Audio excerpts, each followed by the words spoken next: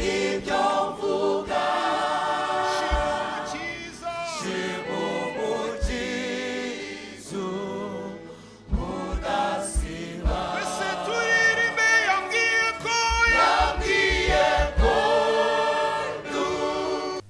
namwe mwasize imiryango muraza icyavuyemo ko bwa Yesu yahawe irindi zina. Rero turabashimira, ariko tuboneho no gutangaza ko uhereye none ishuri ryigisha ibijyanye no kuririmba no gucuranga mu rurembo rwa Gihundwe turitangije ku mugaragaro. Yesu abaho umugisha.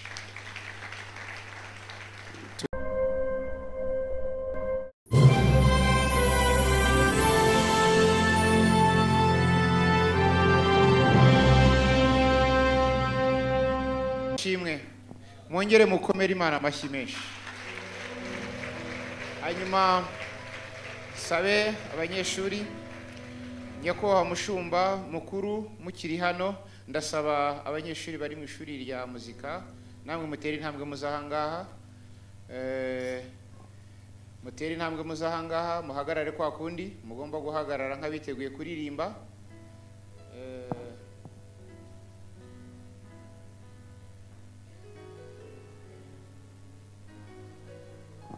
Hari ijambo namwe ndetse n'abandi badukurikiye hirya no hino, n'abandi baririmbyi mu itorero ryacu, n'abandi baririmbyi mu matorero atandukanye, twifuza kubatangariza uyu munsi.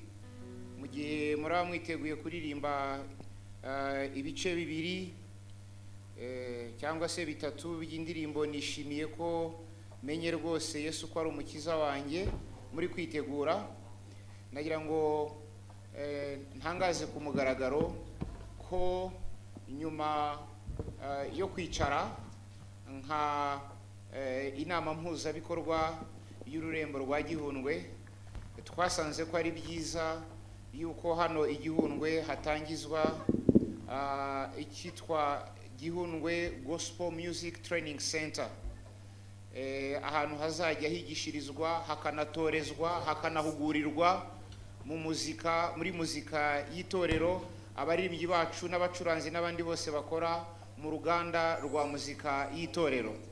Hanyuma kandi iyi porogaramu zatangiriye hano i Gihundwe, ariko bizakwira hirya no hino mu gihugu cy'u Rwanda, ndetse harimo na abumvise inkuru bo mu bihugu duturanye batangiye kujya batekereza batese twazahagera dute.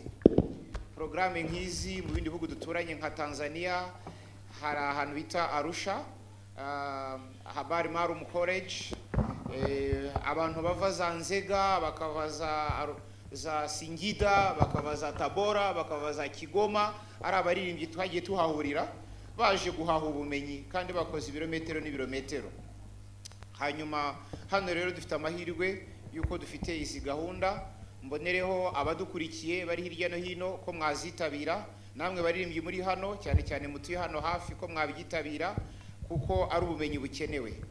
Mvugeho gatoya mu bumenyi uko bikoze ubu muri kino cyiciro cya mbere cy'ishuri, turi gutoza kwigisha abazajya kwigisha abandi, kubera ko abarimu ba muzika barahenze, nta nubwo umuntu apfa kubabona babandi koko bakwigisha muzika by'umwuga. Niyo mpamvu twabanje gushyiraho gahunda zihutirwa zo kwigisha abazigisha abandi. Bituma rero duhitamo mu maparuwase abagiye bafite ubumenyi n'impano, bafite n'igihe, bafite n'ubushake bwo kuzafasha abandi mu maparuwase, ku buryo mu gihe gitoya kuri buri paruwase hazaba hari icyicaro aho bashobora gukurikira ayo masomo, aho abandi bashobora kuyafatira, noneho ubwo bumenyi bukagenda bukwira hirya no hino mu rurembo, ariko dufite umugambi ko bizagera no mu gihugu hose. Module ya mbere cyangwa se isomo rya mbere ribumbiyemo ni ibyo twise acoustic sound techniques and PA trainings, no kuvuga ibintu byose bigendana nayo yandi tumenyere kwita sonorisation. Abatekinisiye ba korari bakabyiga, niba ari ikibazo dufite mu itorero tuje gukemura ni ikibazo cy'urusaku mu nsengero. Ubwo rero tukaba twizera neza yuko abangaba abambere iyo module yamaze no gutangwa babigishijwe n'abarimu b'abahanga babandi bakora na sonorisation, kandi ndetse ari n'abana bo mu itorero ryacu, ahantu rwose hari abanyacyubahiro, abashyitsi bakuru baba badusuye muri kino gihugu cyacu. Abo ngabo abajya bashobora gukora uwo murimo wo gukora izo sonorisation nibo baje na hano barabigisha ku buryo twizera kugira ngo amakosa azagenda akosoka twumve ibintu byiza binogeye ugutwi mu nzu y'Imana. Module ya kabiri ni byitwa worship guitar, no kuvuga hari ukuntu ushobora gucuranga gitari ariko ukaba utari kwicuranga mu buryo bwo mu rusengero, uri kwicuranga nko mu buryo bwo mu kabari. Gitari ducuranga ni zimwe zirasa rwose, ariko ushobora kwicuranga mu buryo bw'Imana buri godly, ariko urebye nabi ushobora no kwicuranga mu buryo buhimbaza Satani. Muri kiriya gihe bene data bari Babuloni baravuze ngo nimwumva amajwi y'amabubura n'amakondera n'ikimute mwubarara, ariko icyo gihe ba Daniel banze kubarara kuko uburyo bari babicuranze no byari bicurangisho bimwe ntabwo byari biri kujya mu mujyo wo guhimbaza Imana, ahubwo byari biri kujya mu mujyo wo guhimbaza Bayali. Niyo mpamvu ari byiza ko ibi byigwa. Module ya gatatu ikaba worship keyboard, byose bigendana no gucuranga amasetitere dufite mu nsengero n'amapiano n'ibindi byose bigendana n'ibicurangisho bikoreshwa ifunguzo. Worship vocals ni module izigisha ibyo kuririmba, gukoresha amajwi neza, kinyamwuga kandi kinyamwuka, kuko Paulo yanditse mu rwandiko rwa mbere yandikiye Abakorinto ibice 12:15 kuri B yawo muze gusoma neza, yavuze ku by'uburirimbyi aravuga ngo nzaririmba mu mwuka ariko nzaririmba no mu bwenge. Hanyuma module yindi ni worship bass guitar, gucuranga iyi gitari ya bass. Worship drums and percussions, gucuranga iyo mijegerezo uwo mwana ari kuvuza na ziriya ngoma. Harimo abantu bibwira ko ingoma ariyo instrument igira urusaku, ariko nongere mbatangarize ko instrument yitwa ingoma ushobora kwicuranga umwana agasinzira. Ba mama bari babizi cyane, mu ndebe hano, burya iyo umubyeyi yafataga umwana arwaye ibyo mu nda akajya kubita hano gutya, burya yabaga ari nko kuvuza bass drum.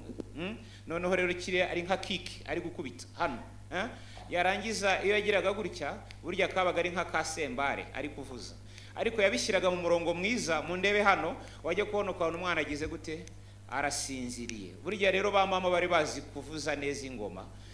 Abubu rero ugira ngo ni amadebe yo mu gakinjiro yaje mu rusengero, ariko turagira ngo twige kuvuza ingoma neza ku buryo wumva birushaho kukwegereza Imana. Yesu ashimwe cyane. Hanyuma indi module nuko tuzi ko ibyuma bicuranga mu nsengero ari iby'amagitari gusa, ariko hari ibindi bya za saxophone n'indi byose bahuhiramo, nabyo bishobora kuzana ubwiza bw'Imana mu rusengero. Ariko kandi dukeneye no kwiga n'amahame yo guhimba indirimbo. Uyu munsi dufite amahirwe, dufite abagraduatinze mu ishuri rya Bibiliya, amayerezi yagiye kugabanuka, ubuyobe bugiye kugabanuka, ariko kandi hari n'ubuyobe bugenda butwinjirana no mu ndirimbo, kandi bikagira imbaraga zo gufata mu bwonko bw'umuntu, uko muzika ugira imbaraga. Bityo rero niduhimba ibintu biri biblique, biri mu ijambo ry'Imana, bizarushaho kwamamaza Kristo nk'uko bikwiriye. Nandi module menshi arimo nk'ibyo bita worship leading skills, ko dushaka kugira ngo na bya biri twita kuramya no guhimbaza Imana natwe tugire uwo mwanya mu nzu y'Imana tubikore. Ayo matsinda yo kuramya no guhimbaza Imana burya aratozwa, hari ukuntu ajyaho, ndetse no kumenya uko bahagarara bari gucuranga, worship band, stagecraft skills, ndetse tuzabashyiramo n'amasomo y'icyo Bibiliya ivuga ku byerekeye muzika, ibyo twise music and Bible. Hari imirongo iri hagati ya 700 na 800 ivuga ku bya muzika muri Bibiliya. Ni byiza kugira ngo buri muririmbyi wese mu gihe cy'imyaka mikeya azabe azi ibyo bintu. Uri muri korali yacu, mu rurembo rwacu, ndetse no mu itora ADPR muri rusange. Hanyuma tuzongera tubigisha ibyerekeye music production and music business, n'uburyo cy'amasomo y'ingenzi ushobora guha umuririmbyi n'abayobozi b'abaririmbyi, ukuntu batunganya muzika haba muri studio ndetse no kuyibyaza umusaruro, kuyamamaza, kuyishyira ku mbuga nkoranyambaga, kugira ngo nawe kuzanire n'amafaranga ushobora kujya kubona uyo gukoresha ibindi muri studio, kuko ibi byose dukora ibi byuma burya biragurwa. Iyo tugiye muri studio ntabwo badukorera indirimbo ku buntu, turishyura, ariko ni byiza kugira ngo n'ababireba babe bashobora kugira icyo batangaho umusanzu wawo biturutse ko barebye izo ndirimbo, ariko bisaba kubyiga. Imana rero ibaha umugisha. Mbere yuko nongera guhagurutsa gutumira nyakubahwa umushumba mukuru kugira ngo nabwo aduheshe umugisha n'izi programa ziheshe umugisha, ndagira ngo nsabe muriteguye kuririmba. Mpa inota rya re cyangwa se di. Ni neza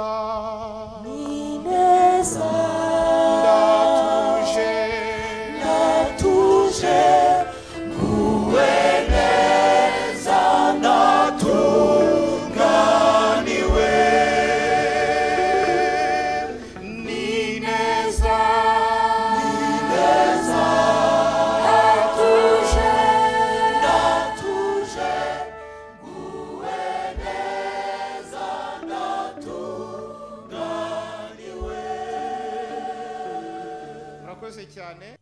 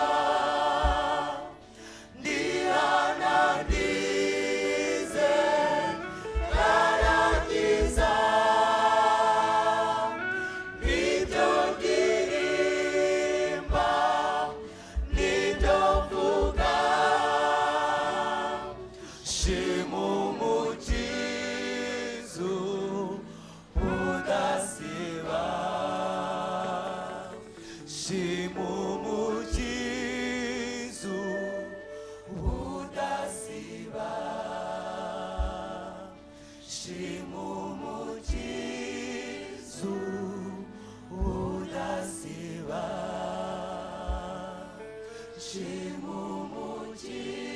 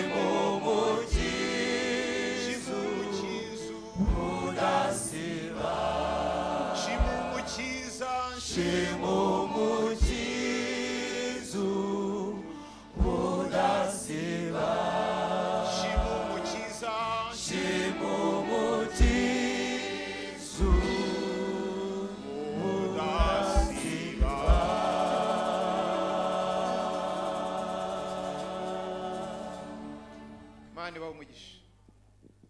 ase yabwiye Sawuli aramubwira ngo hari umuhungu umwe ngo wa Isayi i Betelehemu, aramubwira ngo hari ibintu muziho byatumaze ibwami. Icyambere aravuga ngo ni umucuranzi w'umuhanga. Haleluya.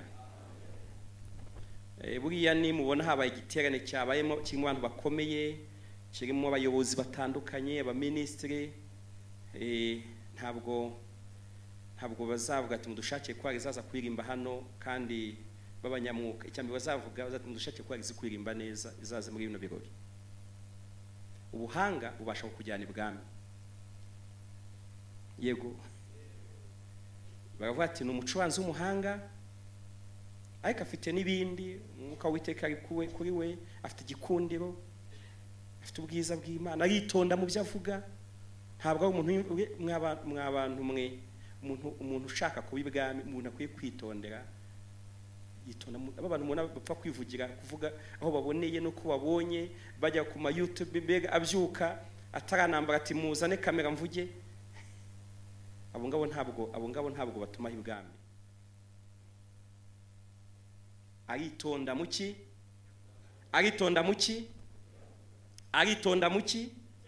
Mwabakozi b'Imana mwe, mwishuri mwize, mwongeyemo no kwitonda mu byo muvuga. Mwabaririmbyi mwe, impamvu aba bantu mubona hano ni abantu bakunze guhagarara imbere, n'abantu bakunda gufata mikrofone. Umuntu ukunda gufata mikrofone rero, mu bwenge akwiye kugira, mu buhanga akwiye kugira ubuhanga bumumenyesha ibyo avuga, aho abivugira, n'uko abivuga, n'ababibwira, n'uko abibabwira. Iyo utabifite ibyo ngibyo, nubwo wagira ibyo uvuga, uyifata gake. Muranyumva? Rero ubuhanga burakenewe, kuko Imana mu ihema ryayo, Imana mu nzu yayo ishakamwe abantu bakora ibintu byiza. Niba ari abaririmbyi, niba ari abacuranzi, niba ari abigisha, niba ari n'abadekora, kuko muri kino gice ngo yahawe n'abantu babasha kumenya amabara. Kavuga ngo bino bintu ntibijyanye. Yeba kavuga ngo decoration ntijyanye n'uyu munsi w'ibirori. Aya mabara mwateguye ntabwo akwiye kuhaba hari n'abayobozi abanaba. Mbega abantu babasha kumenya amabara avuga mu rusengero. Ntabwo uko abantu babyuka, hari igihe, hari imyaka twamaze ibintu byose abantu babikoresha kimeza murayumva? Kimeza murayumva? Kandi bikanakora. Negeze bona ahantu ntari kubwiriza, ari kuvuga ko Stefano amabuye yamwishe atari amabuye asanzwe. Avuga ati rero burya ni kwa kundi mwene se akubwira ijambo rikakubabaza, undi akubwira indi rikagukomeretsa, undi akakubwira ijambo rikomeye kaguca umutima. Ababwira uburyo Stefano ngo bamuteye amagambo kugeza apfuye. Arangije avuga ati rero abanyamagambo muri hano mwamaze abantu, mwisha abantu mwarabamaze baravirirana, ahamagara abanyamagambo baraza bapfukama barihana. Ndavuga ati uzikorwa nta bidakora.